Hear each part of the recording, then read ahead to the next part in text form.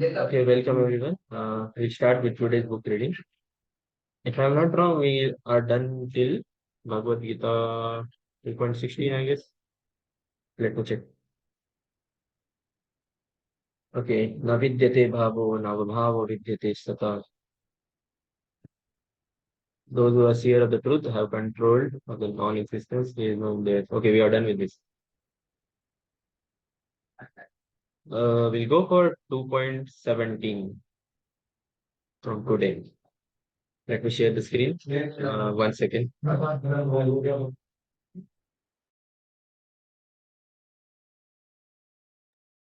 Okay. I hope my screen is visible. We'll just recite the shloka. अविनाशी तु तद्विद्धि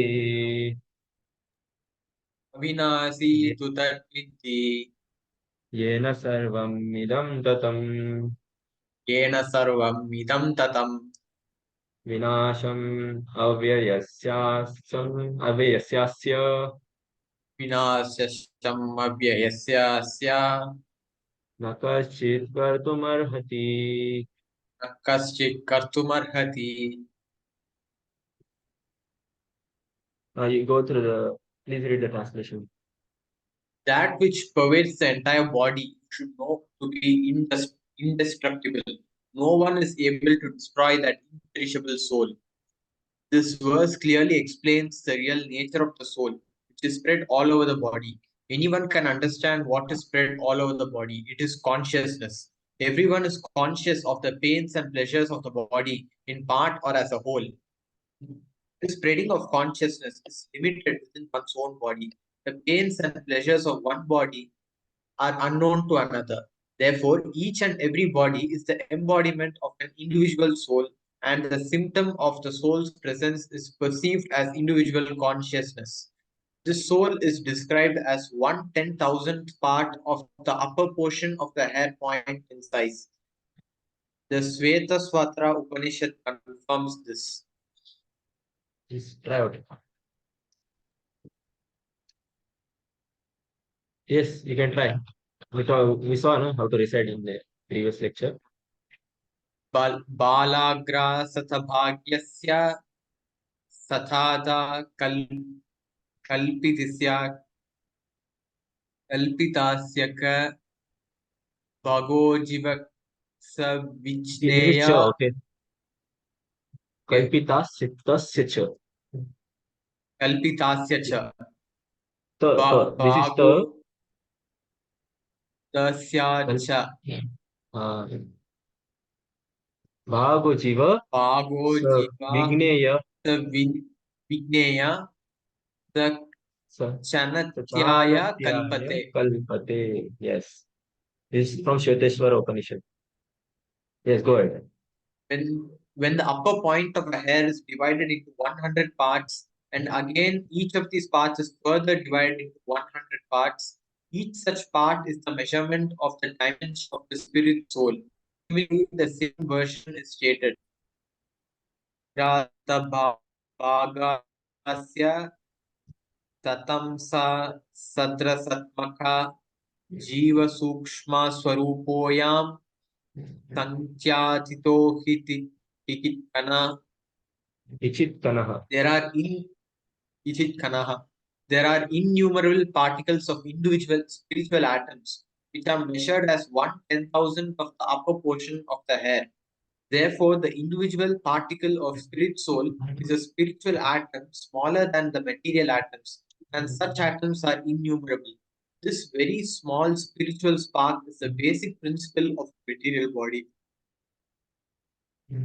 and the influence of such a spiritual spark is spread all over the body as the influence of the active principle of some medicine spreads throughout the soul.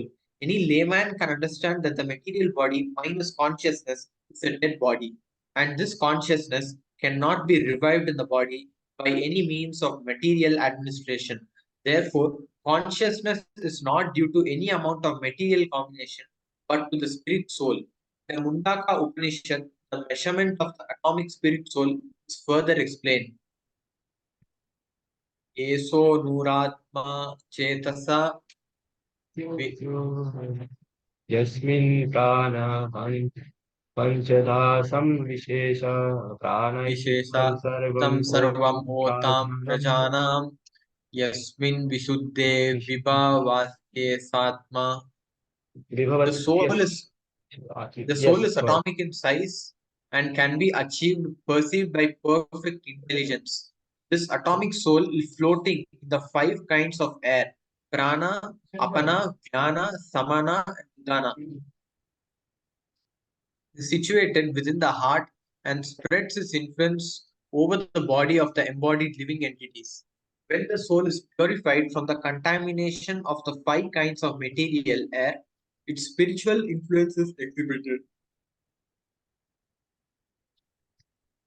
The Hatha Yoga system is meant for controlling the five kinds of air encircling the pure soul by different kinds of sitting postures, not for any material profit, but for liberation of the minute soul from the entanglement of the material atmosphere.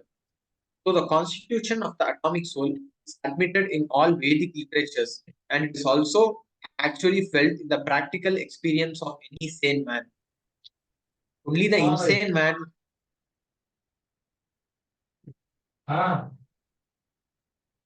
yeah, only the insane man can think of this atomic soul as all pervading Vishnu Tattva. yes you can explain some things right now. Yeah, Okay. another diagram. Yes. Can you share some points? So they are just saying that the soul is very small, right? And Yeah. it is spread it is spread all over the body. Yes. So how the influence of the soul is spread all over the body using Uh, how? I don't know. How can it be so small and at the same time spread all over the body? very small but powerful, no? So using the prana vayu, say the as we discussed the five kinds of airs, prana, apana, vyana, samana, udana. Through these airs, the soul spreads its influence throughout the body. And there is way too complex bodily structure which is being mentioned in Ayurveda. How there are nadis in which the airs are being flowing, and how we have different types of acupuncture points in which we have some powers to control our different types of organs. And, and Hatha Yoga system is to meant to control the five kinds of airs. And using this, various transcendentalists are able to focus with different postures, the body postures, and there are various other things. Even see the last time when I was hearing from one lecture from a Maharaj, he was a Russian body Maharaj, who he actually explained this lecture very nicely, very scientifically, how the science uh, scientists are see first of all scientists are not aware of the subtle things which are mind, body, and intelligence, and neither do they know anything about soul. But the exact measurement is given in many references, many things. For example, the Sveteshwar Upanishad 5.9. Now, how they know that this? First of all, they have given the thing that soul exists. Now, the size of the soul is 100 of, or say 1,000 of the top of the hair, or say the top point of the of hair, right? This small is our soul, and using that soul, the soul is controlling the entire body. All right, it can be perceived by right intelligence. Okay, so you read till here, right? Now only the insane man can think of 1 second. Means insane man can think of atomic soul as a pervading Vishnu Tattva. Okay. We'll just complete this sloka. Maybe someone else can read this right now. From here onwards, the influence of atomic soul. Yes. Hello. Anybody else? Uh, So how is okay? So how is the soul not the all-pervading Vishnu Tattva? We discussed, right, in the last lecture, the soul and super soul are different. Okay, fine. Soul is Yes. tiny, minute. It doesn't have much independence. So we are not in even the control of our own bodily functions which are going on. We don't know how digestion happen. We don't know how breathing are happening. Every movement we are breathing, it's all happening automatically. We are not in control of our own body. 99% of the bodily functions are being carried away by their own. And the complex Okay, designer of that body, the super soul, that to match that super soul is itself a big task. That's why said that it's not that atomic soul can never become equal to the super soul or the Paramatma. To think that is itself an offense. That's why Chaitanya Mahaprabhu used okay, to say, Mayavadi bhasha sunile hoi sarva satyanasha. Thinking that okay, the super soul or the Paramatma and the living entity are same is itself an offensive statement. Okay? okay. Okay, yeah. Kuldeep can read. Okay. The influence of the atomic soul can be spread all over a particular body. According to the Mundaka Upanishad, this atomic soul is situated in the heart of every living entity. And because the measurement of the atomic soul is beyond the power of appreciation of the material scientists, some of them assert foolishly that there is no soul. The individual atomic soul is definitely there in the heart along with the super soul, and thus all the energies of bodily movement are emanating from this part of the body. The corpuscles which carry the oxygen from the lungs gather energy from the soul. When the soul passes away from this position, the activity of the blood generating fusion ceases. Medical science accepts the importance of the red corpuscles, but it cannot ascertain that the source of energy is the soul. Medical science, however, does admit that the heart is seat of all energy of the body. Such atomic particles of the spirit whole are compared to the sunshine molecules. In the sunshine, there are innumerable radiant molecules. Similarly, the fragmental parts of the Supreme Lord are atomic sparks of the rays of the Supreme Lord, called by the name Prabha or superior energy. So, whether one follows Vedic knowledge or modern science, one cannot deny the existence of the spirit soul in the body, and the science of the soul is explicitly described in Bhagavad Gita by the personality of God himself. Yes, Kuldeep. So, Uh, here scientists are yeah, also admitting that there is a soul, and uh, the existence of soul in heart can be confirmed by the heart transplantation thing. Like in heart transplantation, the body is dead, the heart is outside extracted the body, but it's living. In some time, it can be transplanted to another human being. So that confirms that the soul is existing inside the heart. And no, no, no, no, no. okay, Yeah, go ahead. Just you explain, complete your explanation.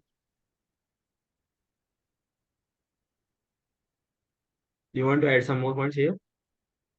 no, like Okay, so what happened here is now this is scientist does not prove. Uh, Basically, scientists just think of science is to prove something based on some analysis done, and they can't analyze the soul as it. So that's why here they say the material scientists foolishly assert that there is no soul. That's why the scientists are not able to prove the existence of the soul. Okay, now this was one point, but now the second point here is now when heart transplant happens, it is not that soul resides in heart always.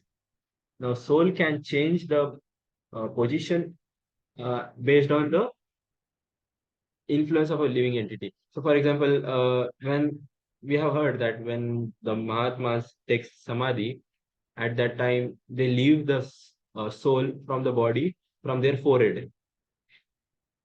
So that's why the effulging, there is effulgence of some Mahapurusha. So and the Papi Purusha, when they leaves the body, they leave the body urinating, or say they have a stool on there, they pass stool, seeing the Yamadutas, they urinate, and this is a horrible place, and leaves their body from those dirty places. Now, the soul, now this proves that the soul does not always resides in heart. The soul can change its position. Okay? The soul, But the point here is, in general, the soul resides in heart, and through hearts, it transfers the energy. Okay, Kuldeep? Fine, no? Yes, Sanjay. Yeah. Okay, cool. We'll go to next sloka then. This is Bhagavad Gita 2.18. Antavanta ime deha nitya Antavanto sokta ime deha nitya sokta sharirina nityastokta sharirinah anashino premeyasya anashino premeyasya tasmad yudhyasva bharata. tasmadyudhyasva bharatah. If you can read the translation. The material body, the material body of the index, Destructible. indestructible, immeasurable, and eternal living entity is sure to come to an end. Therefore, fight, O descendant of Bharata. Purport. The material body is perishable by nature. It may perish immediately or it may do so after 100 years. It is a question of time only. There is no chance of maintaining it indefinitely. But the spirit soul is so minute that it cannot even be seen by an enemy, to say nothing of being killed. As mentioned in the previous verse, it is so small that no one can have an idea how to measure its dimension. So from both viewpoints in the previous, so from both viewpoints, there is no cause of limitation because the living entity, as he is, cannot be killed, or nor can the material body be saved for any length of time or permanently protected. The minute particle of the whole spirit acquires this material body according to his work, and therefore observance of religious principles should be utilized. In the Vedanta Sutra, the living entity is qualified as light because he is a part and parcel of the supreme light. As sunlight maintains the entire universe, so light of the soul maintains this material body. As soon as the spirit soul is out of the material body, the body begins to decompose. Therefore, it is the spirit soul which maintains this body. The body itself is unimportant. Arjuna was advised to fight, not sacrifice the cause of religion for material and bodily consideration. Yes. Go ahead. Yeah. Then Yeah. basically, here Krishna advising Arjuna to fight because anyways that like body is going to end. Is like spiritual soul is more important than body. Yes, exactly. So when the soul ends, or when the soul leaves the body, that's what the body. Then is the time when we call this body as a dead body, because the presence of the soul makes that body a living entity, and because the soul, that is we, are present in this body which we are having. That's why this body is able to function. That's why we are able to talk. That's why we are able to see. That's why we are able to do the movements. And as soon as we leave this body is just a lump of mass, mucus, flesh, and all those kind of nasty things. What kind of attraction can we have to this body? Okay. Now one more example here is given here is, as the sunlight maintains the entire universe, so the light of the soul maintains the material body. So the question of Aditya is answered here, I guess. How the soul maintains this tiny soul and maintains this entire material body. Okay. We'll go ahead then. Coming to 2.19, we'll recite the shloka first. Ye enam vetti hantaram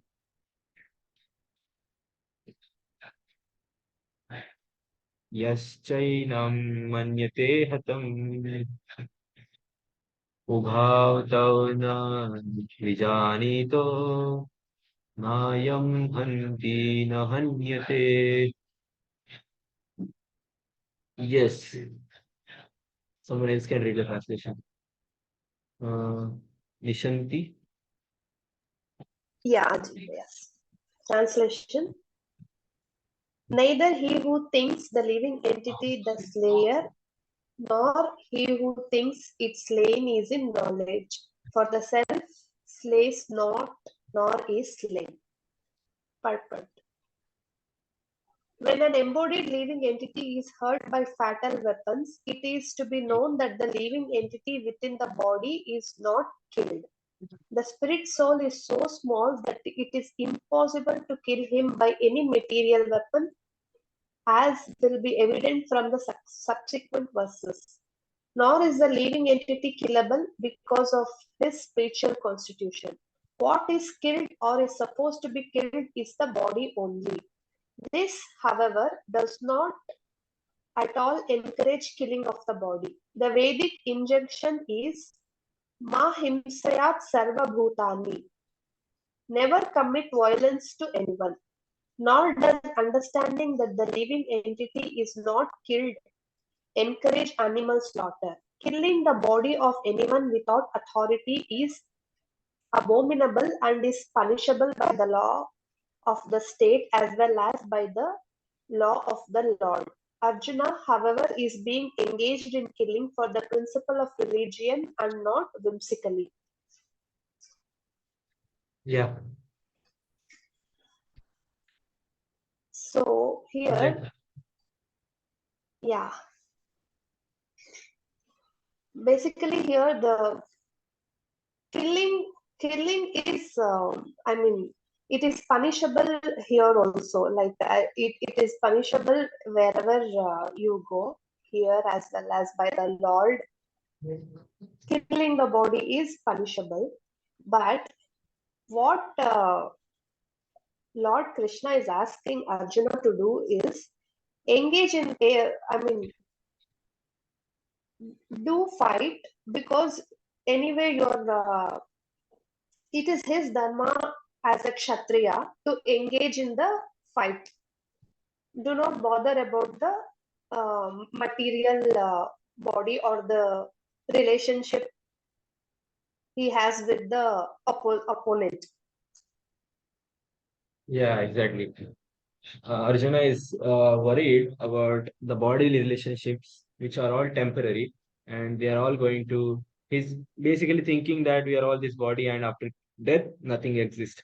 But he forgot to consider that we are all living entities, we are all living souls, and we are all related to one another to the Supreme Lord, who is to whom we are all part and parcel of. So we are all brothers of each other. Now, why Krishna is advising Arjuna to kill his own brothers? Because some uh, people here are irreligious. Now, in order to establish the dharma or the higher principles, Arjuna is being advised to kill, and not that whimsically we are supposed to kill. Now, see, animal slaughtering is condemned here. Himshat sarva bhutani. Never commit violence to anyone. This is a Vedic injunction, right? So, unless we have authority to kill someone, unless there is law being made to kill someone, it's better to not get involved in violence. So animal slaughtering is not something which this sloka says that indirectly. People uses this sloka to quote that. See, Bhagavad Gita only says that this we are not this body, we are soul. So soul will never die. So why do you care about this temporary things, material body? Let me kill. The soul is anyway eternal. So the killing without the authority of the Vedas is also condemned.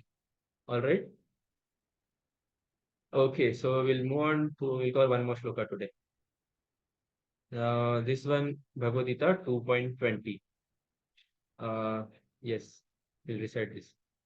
न जायते म्रियते वा कदाचिन् न जायते न्यायं yes म्रियते वा कदाचिन् न्यायं भूत्वा भविता वा न भूयः. नायं भूत्वा भविता वा न भूयः. अजो नित्य शाश्वतोऽयं पुराणो अजो नित्यः शाश्वतोऽयं पुराणो न हन्यते हन्यमाने शरीरे. न हन्यते हन्यमाने शरीरे. Yes, someone who has not read can read the translation. Who's left? Sneha or Shane can read. Yes, sir.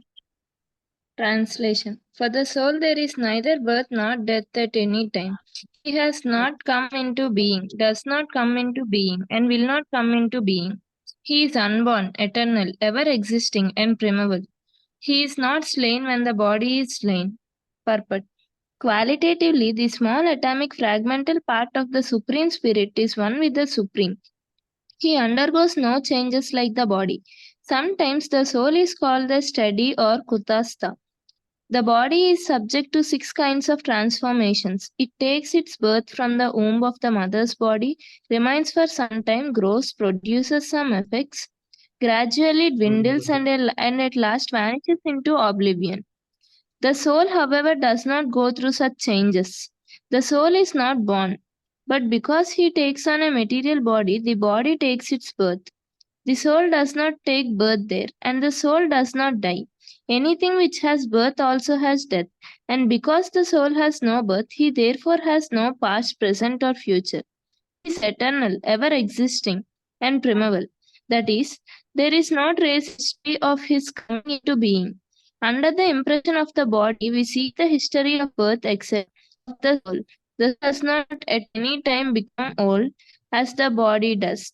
The so called old man therefore feels himself to be in the same spirit as in his childhood or youth. The changes of the body do not affect the soul. The soul does not deteriorate like a tree nor anything material. The soul has no byproduct either. The byproducts of the body, namely children, are also different individual souls, and owing to the body, they appear as children of a particular man. The body develops because of the soul's present, but the soul has neither offshoots nor change. Therefore, the soul is free from 6 changes of the body. Yes, that's our question. In the Kada Upanishad, we also find a similar passage which reads the meaning and the shall I read Yeah, that? yeah, you can try reciting it. This is The meaning and Jayate. the purport of this verse is same as in Bhagavad Gita, but here in this verse there is one special word, vipashit, which means learned or with knowledge. The soul is full of knowledge or full always consciousness. Therefore, consciousness is a symptom of the soul. Even if one does not find the soul within the heart where he is situated, one can still understand the presence of the soul simply by the presence of consciousness. Sometimes we do not find the sun in the sky owing to the clouds or for some other reason, but the light of the sun is always there, and we are convinced that it is there for daytime. As soon as there is a little light in the sky early in the morning, we can understand that the sun is in the sky. Similarly, since there is some consciousness in all bodies, whether man or animal, we can understand the presence of the soul. The consciousness of the soul is, however, different from the consciousness of Supreme because the Supreme consciousness is all knowledge, past, present, and future. The consciousness of the individual soul is prone to be forgetful. When he is forgetful of his real nature, he obtains education and enlightenment from the superior lessons of Krishna. But Krishna is not like the forgetful soul.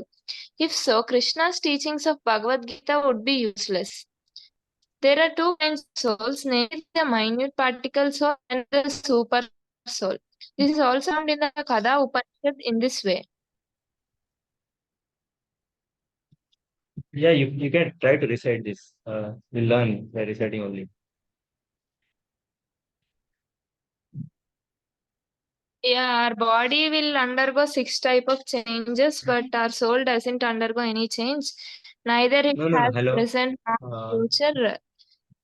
Our soul doesn't take. Okay, let me am, continue. am I Both the audible? super soul and the atomic. Hello. Yeah. No, I'm saying you try reciting this sloka. Uh-huh. Okay. See, you can see there. Anor, Aniyan, this hyphen or A represents A. Okay. This is simple English. Mahato, Mahiyan, again A. Atmasya, Jantor, Nihito, Guhayam, again Yam. Tam, Akratu, Pashyati, this is Sha now. Pashyati, Vita, Shoko. Dhatum, Prasadan, Mahimanam, Atmanah. Okay. So next time you can recite sloka this. Yeah, we can continue here. Both the super soul and the atomic soul are situated on the same tree of the body within the same heart of the living being. And only one who has become free from all material desires as well as lamentations can, by the grace of Supreme, understand the glories of the soul. Krishna is the fountain head of the super soul also, as it will be disclosed in the following. And Arjuna is the atomic soul, forgetful of his real nature. Therefore, he requires to be enlightened by Krishna or by his bona fide representative, the spiritual master. Yes. Would like to share something? Yeah, soul will neither be born nor it has some death. The six changes will be undergone by the body only. Soul doesn't undergo any change. It was the same. Neither it splits. So, can we discuss what are the six changes that body goes through? Birth from the mother's womb and Okay, first is remains birth. it our body remains for some time. It grows, produces some effects, gradually dwindles, and last vanishes into oblivion. Yeah, exactly. Yeah, you can share more points because this is a long verse. This is important sloka.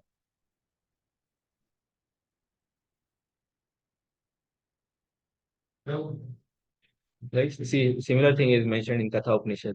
Now, it is not that different. Here we have na jayate mriyate va katachin. Here we have na jayate mriyate va vipaschin. Nyayam kutaschin bhavava kaschit. Now, vipaschit, which means learned or with knowledge. Just to share here, one point here made by Prabhupada was now consciousness is a symptom of soul. Okay. No, it's not that if we are not able to find a heart somewhere, so that say soul in the heart, so that soul does not exist. Okay. Now the soul, first of all, we cannot see. It is at the level of Anu.